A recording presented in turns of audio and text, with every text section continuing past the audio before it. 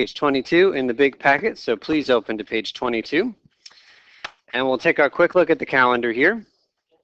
So here we are. Oh, just a reminder, again, the red folder is there for us to pass papers back and forth. So you should have completed homework and take that back and put the new homework in. Ida. Page 22. Yes. Okay. So today we talk about logic and the fairness criteria. It's 2 more days on this voting stuff. Now, we don't have a test for a while. Our first test is October the 7th. It's like years away, right? But I just want to say that there are resources out there for you to prepare for this test and for tests in your other classes. And one of them is the peer tutoring program. Now, I think that we're going to have somebody come into our room in just a few minutes and talk about the peer tutoring program. And I just want to say, I want to be very upfront. The first 2 days we've talked about voting theory have been fairly straightforward, I would say. And I'm hoping that we feel pretty good about the 4 different ways to count the votes. But I just want to say that after today, come on in, guys. After today, you are not going to feel nearly as good about me or this class as you did after the first 2 days. The material today is way, way, way tougher. It is another level of abstraction that we didn't have to tackle on the first 2 days. So this seems to me very good timing, because right after class, many of you might want to just walk over to the Peer Tutoring Center and sign up for an appointment. So, Montserrat. Thanks for that lovely introduction. Let's talk a little bit more about the calendar. So, like I said, today we cover a topic that is much tougher than the topics we covered in the first 2 classes. Also today, the voting project is signed. You guys each got a copy of the project, yes? Make sure you have a copy of the project. It looks like this. So the directions are written out here in way more detail. I'm not going to read this whole thing to you. You're going to read it on your own as you tackle this project. But I just want to highlight, what the basic idea is. Most of you got an envelope back from me today with ballots in it, completed ballots. If you don't know what A, B, and C, and D stand for, grab, I think floating around here are the sheets that tell you what A, B, C, and D stand for. Yeah, right over here. Is anybody who doesn't know what their ballots mean? There you go. Anybody else? Okay. So you have all your ballots. You're going to tell me what A, B, C, and D represent. You'll just write them in there. You're going to fill in, what is this called? Preference ballot. This is a preference schedule, right? Preference ballot is 1 person. The schedule is all the people. You're going to fill this in. There are probably way more columns than you actually need. I don't know how many columns you need. I just gave you blanks, all right? When you make a mistake, you fill it in the second one, all right? And then you go to the next page once you've got your preference schedule filled in, and you are going to find the winner using the plurality method, and you are going to show your calculations. If you just tell me that A wins, I'm going to say you are not getting an A on this, right? You got to show me all the details, And then down here at the bottom, there's a blank and another blank and a couple more blanks for you to fill in. You will fill them in. And there's even a nice little check that I'm providing here for you to check your own work.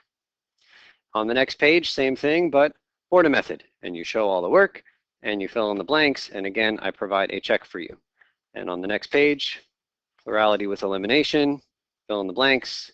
Next page, pairwise comparisons. That's all 4 of the methods we covered on our first 2 classes. And then there's this kind of summary page that talks a little bit about majority candidate, and then this funny word, Condorcet candidate. We're going to talk about those things today, okay? So you're not quite ready to answer these questions maybe, but hopefully by the end of today or within the next few days, these things will have meaning to you. And then the last thing here is a paragraph summarizing what you find interesting about the results. All right? The directions are laid out in what I hope is a very clear fashion. If you have any questions about what you're supposed to do, ask me. This is also not the kind of thing that you want to wait until the day before it's due to do. It is assigned now. It is due here. Voting project is due on September 25th. How long is that from now? 2 weeks. 2 weeks from today is when this project is due. Ed? Sooner is fine. But 2 weeks from today is when it's due. The reason it is due 2 weeks from today is so that I can grade and give back to you that project the next class, and then you will have that feedback in time to think about reviewing for and then taking the first test.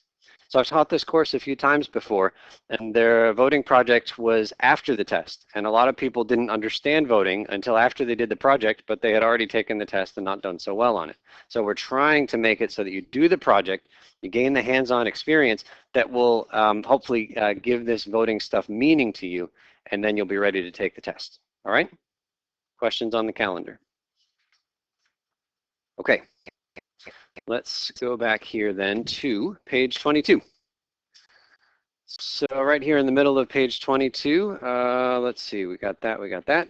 Number 1, can we start with Taylor?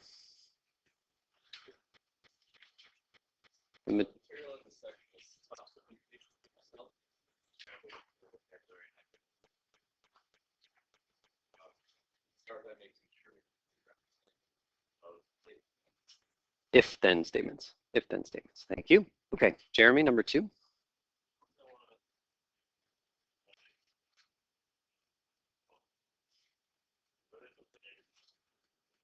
That is my rule. That is my only exercise rule. If the weather is okay, I will go for a run in the morning. All right? Can't go wrong with that rule. All right, Chad, 3.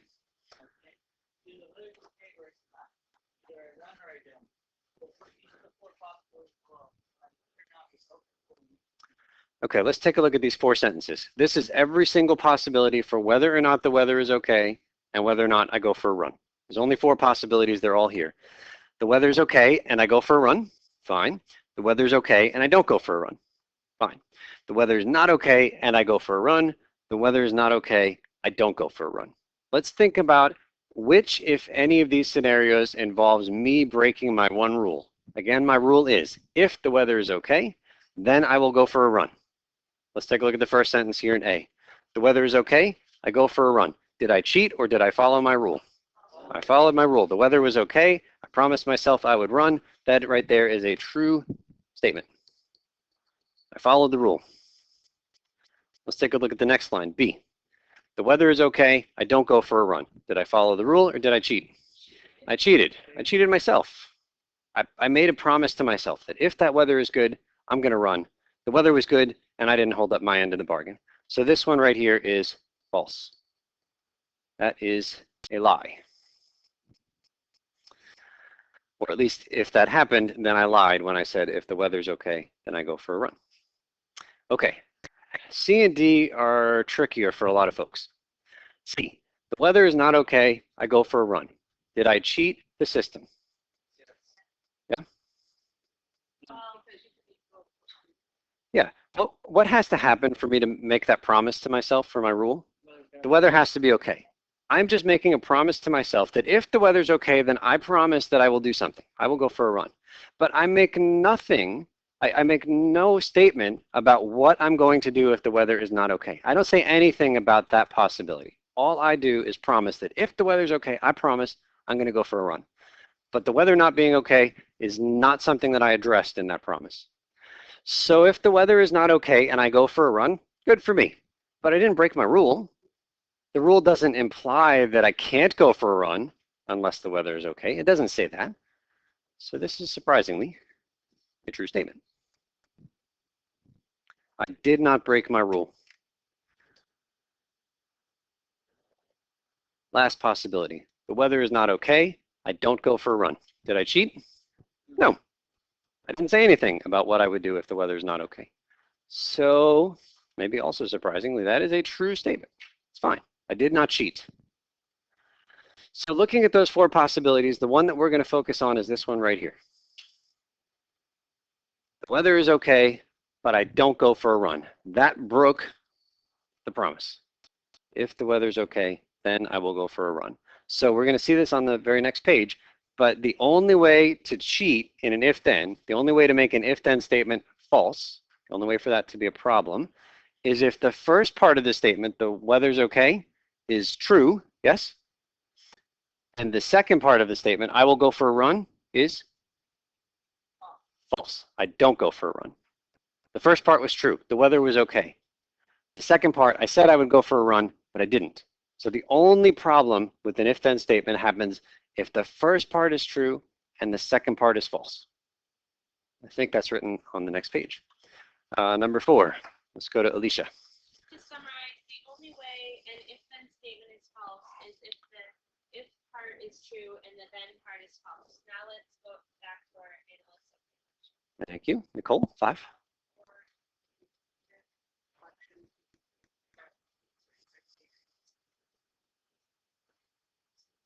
Okay, so what we're about to do is introduce 4 different things that we're calling the fairness criteria.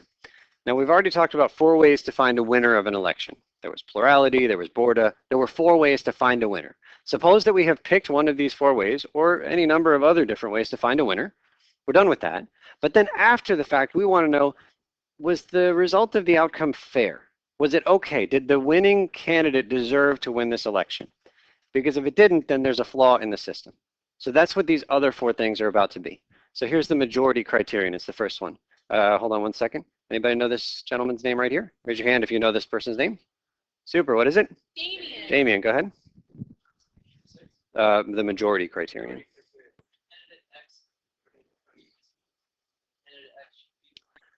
Okay.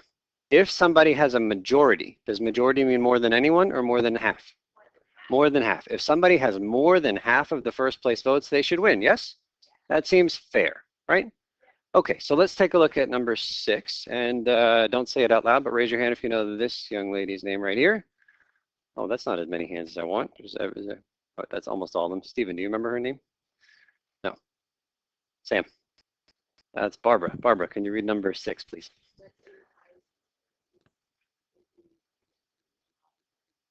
Okay, so here's a preference schedule.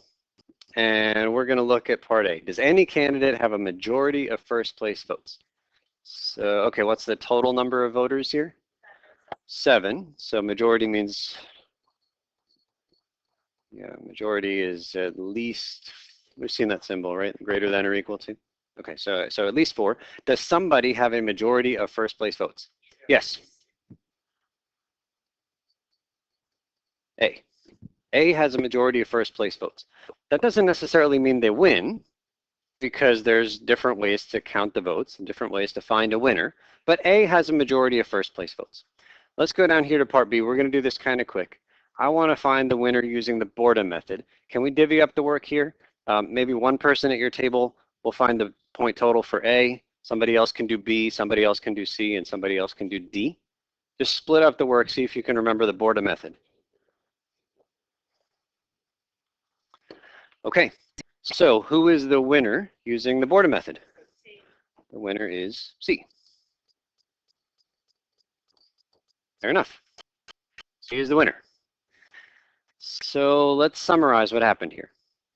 We're down here in part 7. Raise your hand if you know the name of this lady here in the middle.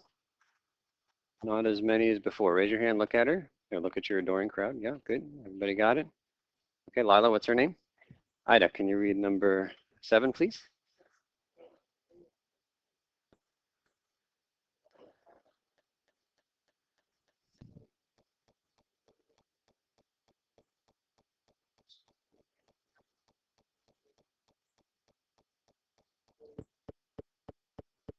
Yeah, this isn't fair. Did somebody have a majority of first place votes? Yes. Yes, A did. Did A win the election? No, C was the winner of the election. So A has a right to say this isn't fair. A had a majority of first place votes. So again, just think about this whole business with the if and the then. The only way the if then statement is false, the only time there's a problem, is if the if part is true and the then part is false. So looking at the majority criterion, here's the if part. If a candidate has a majority of the first place votes, that's the if part, then that candidate should be the winner. That's the then part. The if part is supposed to be true and the then is supposed to be false. I'm highlighting the same colors here. The if part is true. Was the if part true? Did a candidate have a majority of first place votes? Yes, A had a majority of first place votes. Did that same candidate win the election? No. It was true and then it was false. And that's a problem, and A has a right to call foul, right? Okay, so we say, and then this is some vocabulary that will take some getting used to on your part, that in this election, the Borda method, that's how we found the winner, violates the majority criterion. That was the name of this funny if-then statement. The Borda method violates the majority criterion. It doesn't imply that in every election the Borda method will violate the majority criterion. In fact, if I came down here and I cross this off to 2 people, think again about this if part. Does any candidate have a majority of first place votes here? No. So is there going to be a violation in this case? No. This is like saying the weather's not okay. Well, you don't even have to know whether or not I'm going to run. I didn't break any promises, right? If the weather is crummy outside, I'm not breaking my rule. If no candidate has a majority, there's no way for that rule to be violated. So I'm not saying that in every election the Borda method violates this thing. I'm saying for that particular preference schedule, the Borda method violates the majority criterion. Okay, moving on to number 8. Raise your hand if you know the name of this lady right here. Evan. Sana, can you read number 8, please?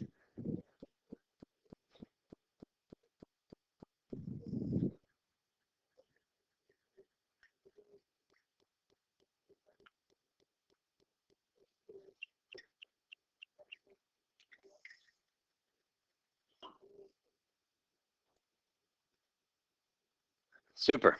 We've got 4 different statements. We want to figure out if any of them feel unfair. Candidate X had a majority of first place votes, and candidate X won the election. Does that feel unfair? That feels reasonable. Candidate X had the majority, and they ended up winning. Super. No problems there. Part B. Candidate X had a majority of first place votes, and candidate X did not win the election. Does that feel unfair? Yes. That feels unfair. That's the one that we just saw. This one right here is unfair. It's false. It's a problem. It represents a violation of that majority criterion. Part C.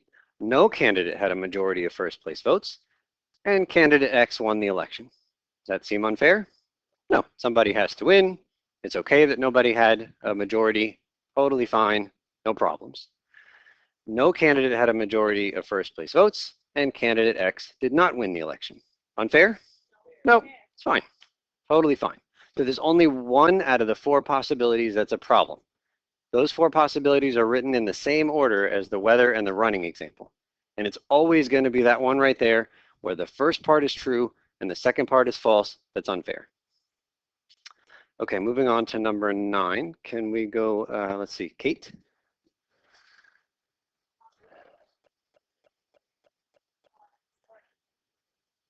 So it's actually, I think, pronounced Condorcet. It's a French guy. Condorcet criterion. Please.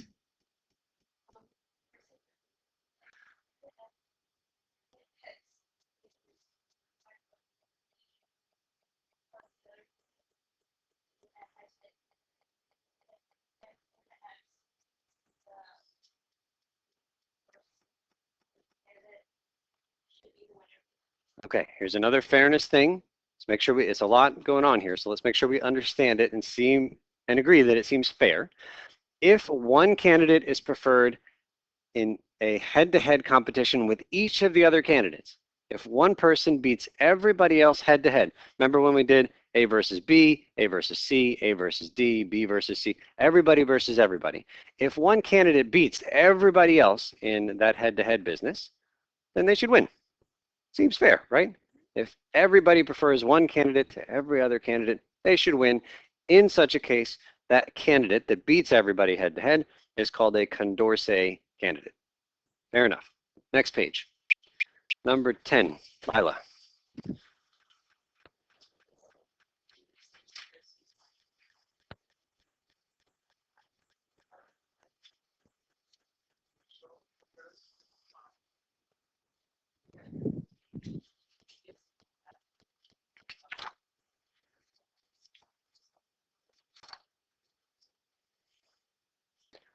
Okay, so here we are. We got 5 different places to choose from. Every member of the band voted for all 5, and here's the preference schedule. Part A, at which bowl game should the band perform according to the plurality method? So, plurality method is one of our 4 methods to find a winner. It means you only look at which votes? First place. Who had the most first place votes?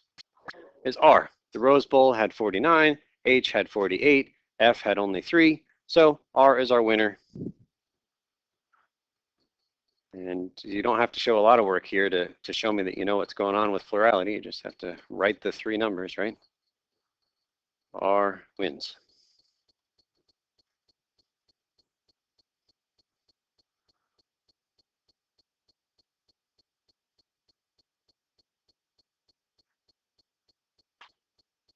Did R have a majority? No. How many people are there in this election? Is that 100? 100. So we need more than 50. Nobody had a majority. Is there any way that any of our election methods could violate that majority criterion we talked about before in this election? Did somebody have a majority? No. Weather's not okay? No, it's fine. There's no unfairness happening here for that majority criterion business. But let's move to part B. Is there a candidate who beats every other candidate in a head-to-head comparison? Well, I have no idea. There's a lot of work involved to figure out if somebody beats everybody head-to-head. Technically, we should have to do, for example, R versus H, R versus F, R versus O. We should have to do all of them and then just see if we can hunt through all that data and figure out if one person beats everybody. Stephen.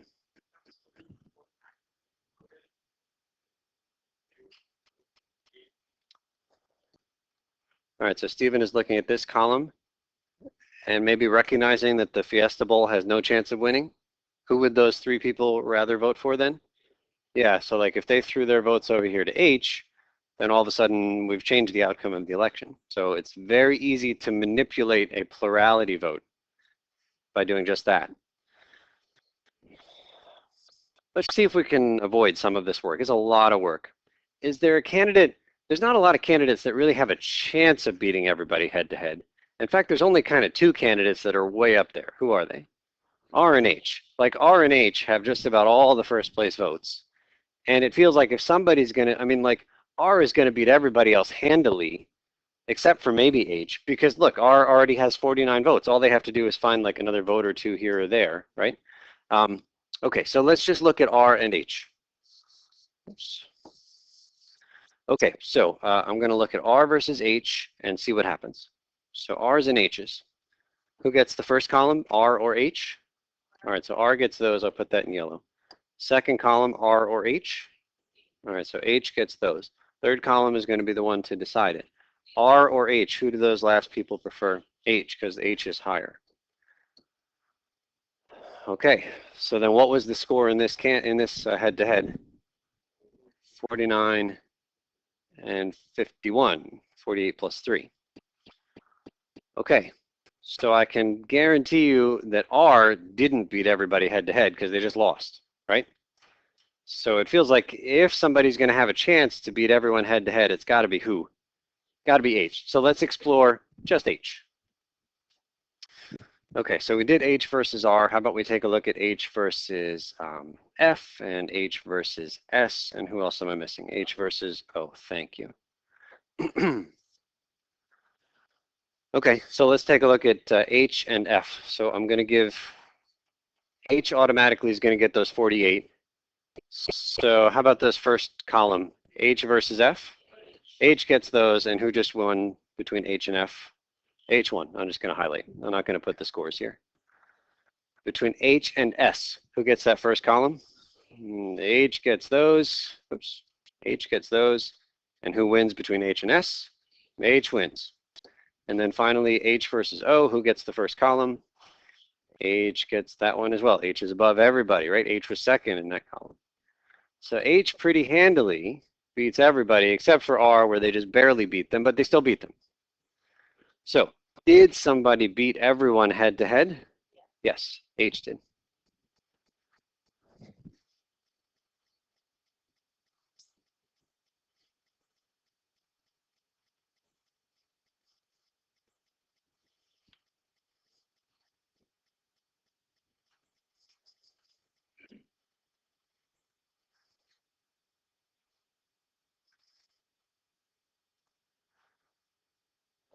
Okay.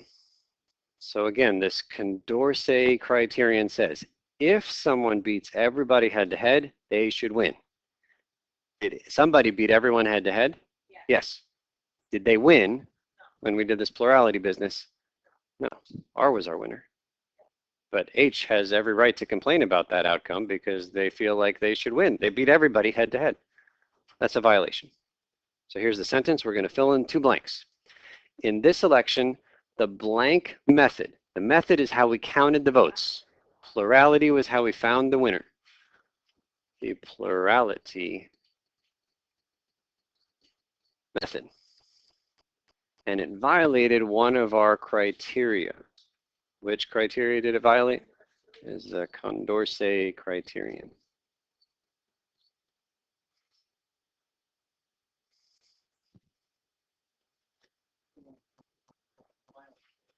Yeah, we're going to come. Oh, sorry, I didn't circle. Yes, violates or does not violate? It violates. So maybe even cross off this does not violate business.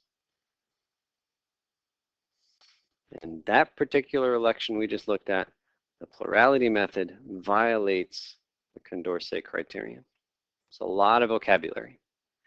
I feel pretty good about this vocabulary, but it took like 2 times that I taught the course before I felt good about the vocabulary. So you give yourself time to feel good about the vocabulary. It's a lot. Okay, 11 is similar to something we've done before. We're not going to read the whole thing, but here are 4 different possibilities, A, B, C, D, for the different ways that there could or could not be someone that beats everybody head-to-head, and whether or not that person wins. So let's again find the one that's unfair. Part A, candidate X beat every other candidate in a head-to-head comparison, and candidate X won the election. Fair or not fair? Fair. It's fair. Everything worked the way that it should. Part B, candidate X beat every other candidate in a head-to-head comparison, and candidate X did not win the election. That is unfair. That's what we just saw. If you beat everybody head-to-head, you have every right to think that you are going to win the election. And if it doesn't happen, it's unfair. Let's look at the last 2, the funny ones. No candidate beat every other candidate. That's usually what happens. I'm showing you something unusual here. Usually there isn't anyone that beats everybody head-to-head. Let's make sure we can analyze what happens in those cases. No candidate beat every other candidate in a head-to-head comparison, and candidate X won the election. Fair? It's fair. Somebody's got to win. It's perfectly okay that there's nobody that beats everybody head-to-head. Part D, very similar. No candidate beats every other candidate head-to-head, and candidate X did not win the election. It's fair. It's fine. Somebody has to win. Okay? So again, the only way there's a violation is that second case right here, where the first part, the if part, is true, and the then part is false. If you have an election and I ask you, hey, was there a violation in this one? You just got to figure out which case you are in. If you are in any case other than this part B case, there's no violation. All right, number 12. I think we're up to Lila. Did you read yet? Oh, you did. Jake.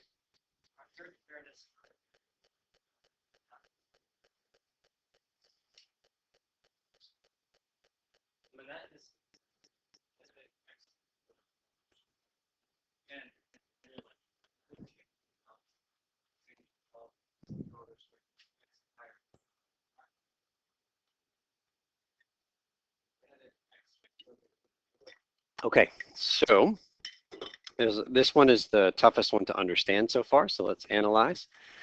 You have already completed the election, and X won. It's done. We tallied the votes, you guys all voted, and we tallied the votes, and we found the winner was X, and that's it.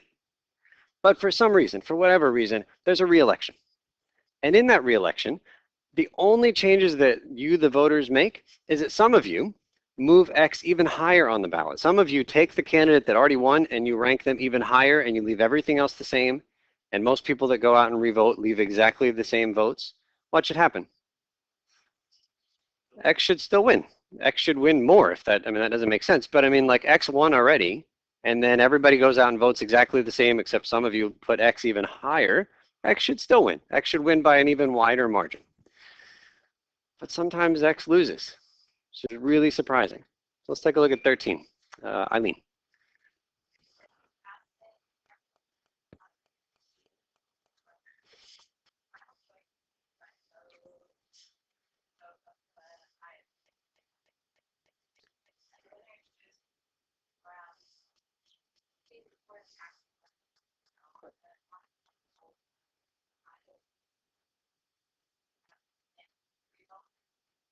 Okay, so this actually is kind of topical. It's pertinent. The 2020 election venue was just decided. Where will the summer games be? In Japan. Yes, I don't know if we knew that. Yeah, just came out, I think, on Saturday. Okay, so this is made up. Athens, Barcelona, and Calgary were not in the running for these next games, but suppose that they are in this election. Now, this is not the official vote. This is just like, hey, we're going to check in and do this unofficial vote, and here's what happens. And we're going to do plurality with elimination. So we haven't talked about that today. So let's take a look at plurality with elimination. I have A, B, C. Those are my three candidates. The word plurality means I'm only looking at which kinds of votes? First place votes. So looking at candidate A, how many first place votes do they have? They have 11. Everybody see that? You got to count numbers at the top. So we got 11 first place votes there. For B, 8. And for C, 10. And just as a quick check, if we did the total over here, it's 29. It had better be that same total every time we do this, in every round. So there are 29 if you add those guys up. Okay, plurality with elimination. Doesn't say eliminate somebody. It first says look for something. What do we look for first? Does somebody have a majority? Yeah, so majority would be 15. We need more than half of this. Nobody has a majority, so we do have to eliminate. And who do we eliminate? B. So we eliminate B, and then we recount the votes, A and C. Okay, so if I eliminate B, then A has 11 and C has 10. Right?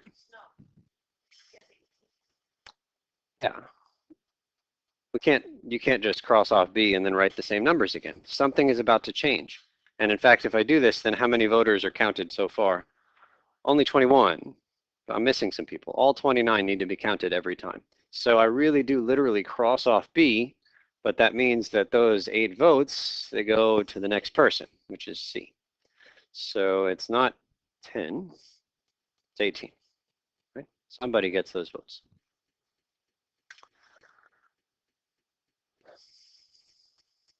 Okay, so who's the winner? C wins. Calgary is going to host this election as long as things stay like that. This was an unofficial poll. Okay, so Calgary wins, and that's fine. Well, let's move on to the next page. Part B. I think we're back to Evan now.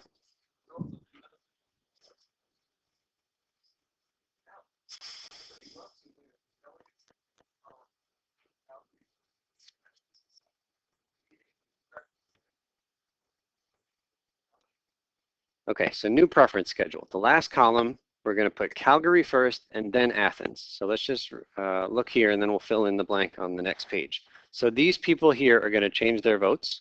Who's first? They're going to put Calgary first and then Athens second is what it said they were going to do. And so they're going to keep Barcelona in third place. That is how these 4 people are going to change their vote, okay? Which actually means that column is going to get absorbed into another column. Do you see there's another column that already has CAB? Everybody see that? So it's not 10 people voting CAB anymore. It's now 14 people, okay? So that's how we write our new preference schedule. So we're going to have 14 people there. So I'm going to keep this up here. I'm going to erase this. I'm going to ask you guys to copy on the page you are on those first 2 columns because they're unaffected. So copy the numbers and the letters just like that.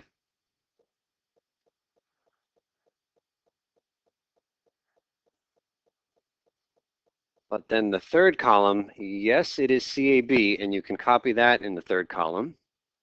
But it is no longer 10 people there.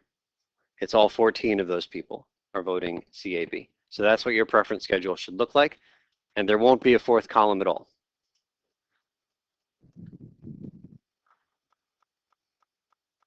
Everybody got it? All right, now you have to help me get it.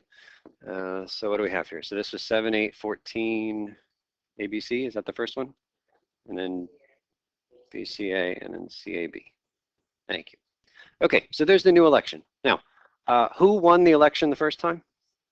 C. C won the election. This is exactly the same votes, except some people, those people in the last column, what did they do with C? Oh, where'd we go? Yeah, they put C even higher, didn't they?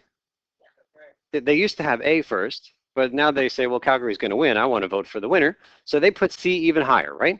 Calgary won before. It's now the same votes, except some people put Calgary even higher. Who should win? Calgary should win even more. Yes? They already won. Now they're doing even better. Let's take a look. Again, plurality with elimination. A, B, and C. Plurality means first place votes only. So how many does A have? 7, B, 8, C is 14. Remember, it's still a total of 29. So we still need 15 for that majority. Does anybody have a majority? No, so we eliminate. Who do we eliminate? A. Well, that's fine. I mean, I'm expecting C is going to win this, and I'm eliminating A. It's no problem. Okay, so we eliminate A with the fewest number of first place votes. So those 7 votes now go where? We go to B. So we'll retally and then get ready to revel in the glory that is Calgary's victory. Oh, thank you. Thank you. B, and I was already reveling. Okay, so how many votes does B have now? 15, and C? 14. So who wins? B wins. Right? I feel like I had the wool pulled over my eyes. Right? Viva Barcelona. Yeah. This isn't fair, right? Calgary won the darn election. And then some people put Calgary even higher, and all of a sudden Calgary loses? How's that possible? I mean, you saw what happened. And this isn't fair. And that's what the monotonicity criterion says, is that this is not okay. Okay, Ed, can you go down to C?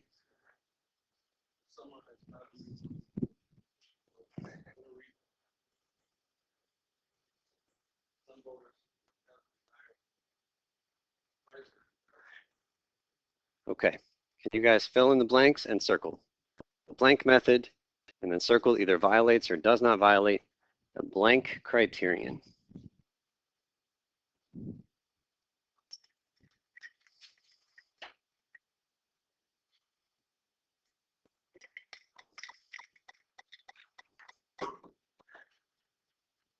Okay, what was the method?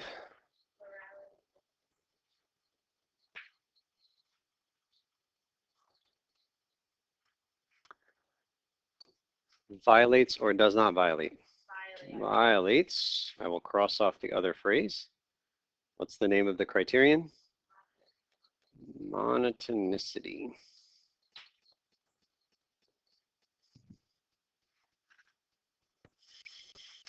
Okay, so forgetting about how you're going to keep all of these new ideas in your head come test time, is it okay? I mean, like if we've got all this stuff on the board, is it reasonable to fill in the blanks in sentences like that?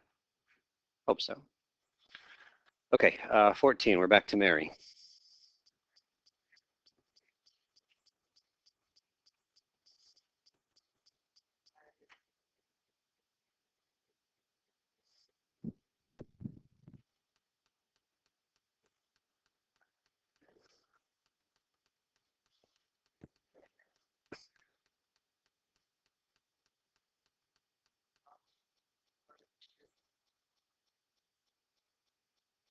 Okay, so a couple of names, independence of irrelevant alternatives, or abbreviated IIA. It looks like a 2A, but it's IIA, right?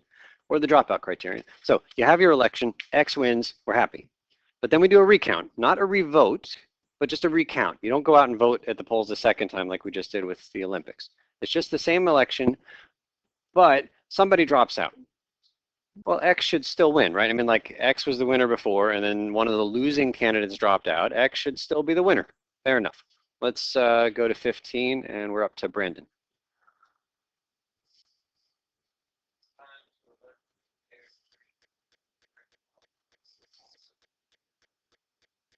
Okay, so how many people go out and vote for mayor? 7.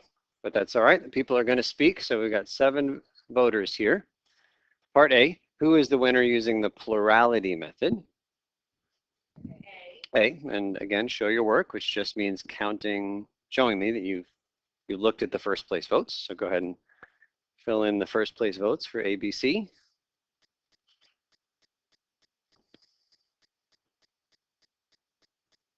How many for A? 3. 3 for B? 2. 2, and for C? 2. So the winner is A. A wins. Wait a second. Wait, majority, well, majority is how much here? It's 4, more than half of 7. Did somebody have a majority? So nobody wins, right? Does A win? A didn't have 4. That's the plurality. Yeah. Does somebody have to have a majority of first place votes to win with this plurality? No, it's not called the majority method. It's the plurality method. Just whoever has more than anybody else. Okay. Part B. So A is our A is our upcoming mayor. That's super. Part B is everybody. I think we've gone around the room. So we're back to. Wait, did you guys read? No, you didn't. Casey, can you read part A? B, I mean.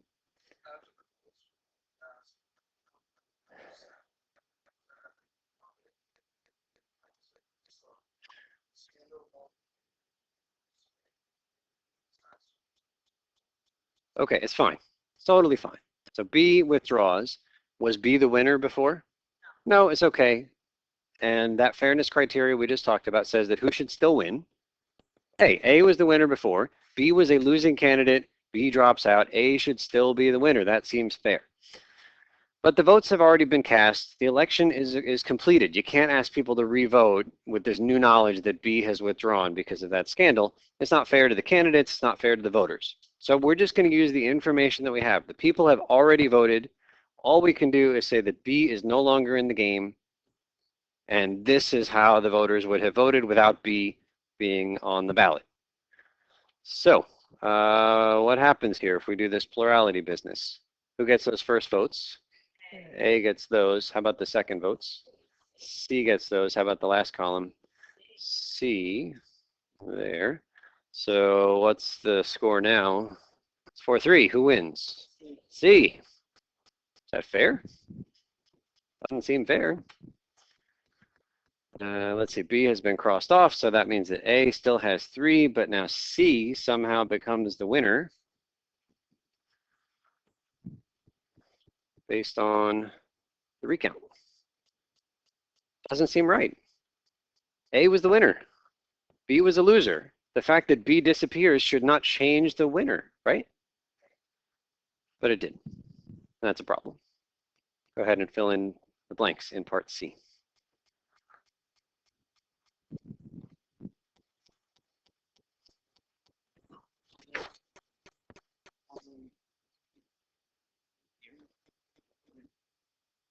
Mhm.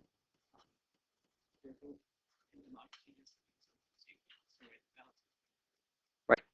And so this is how we count their ballots. Yeah. Okay, what was the method? Plurality. Violates or does not violate? Violates. What's the name? Yeah, you can either put IIA or dropout. Either the IIA or the dropout criterion. IIA, I mean, it's fancy words, but I think they make sense. It's on the, wait, where is it? It's here. Independence of irrelevant alternatives. Okay, alternatives. B was an alternative to the winning candidate, which was A. B turned out to be irrelevant because they lost, right? So B was fairly irrelevant in this election. Independence means the outcome should be independent of this losing candidate B. Like whether B is there or not, the election results should be independent of that candidate staying or dropping out. So the words, even though they sound complicated, I think they describe what's going on. Next page. Part 16. I mentioned, how are we going to keep track of all this stuff come test time? All right, so we're back to Griffin, 16.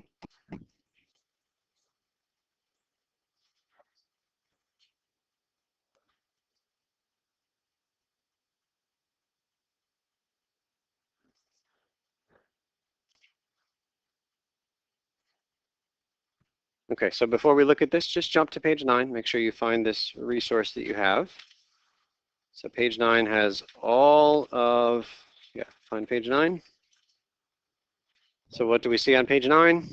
We've got all 4 of the voting methods. That's how we find the winners. That was our first couple of classes. And then all 4 of these fairness criteria that we saw today. All right, they are all in one place. So maybe keep that handy when you're doing your homework, over the next few days. So back here on this page, whatever page we're on, here is how we decide that there is a violation. Part A, for the majority criterion. We need to find a candidate who has a majority of first place votes, but they don't win. That's what we're looking for a violation. That's like the weather's okay, but I don't run. That's what that says. Part B, this Condorcet criterion. We need to find a candidate who beats everybody head to head, but they don't win. And in fact, all of these are going to end with, but they didn't win, right? They should have won, but they didn't win. Part C, monotonicity. You want a candidate who wins, but then we do this re-election where everybody votes the same, except some people put the winner even higher. Where's my, oh yeah, but they didn't win. And then finally, the last one we did, this dropout business. You want a candidate who wins, but then when one of the losing candidates drops out, the original candidate doesn't win. Right? That's how we're going to find a violation in the 4 different cases. Okay, group activity is below. It's kind of long, but actually I think you might have time if you guys really push through. You might be able to finish this whole thing. Take your time as you work through these new ideas and let me know if I can help.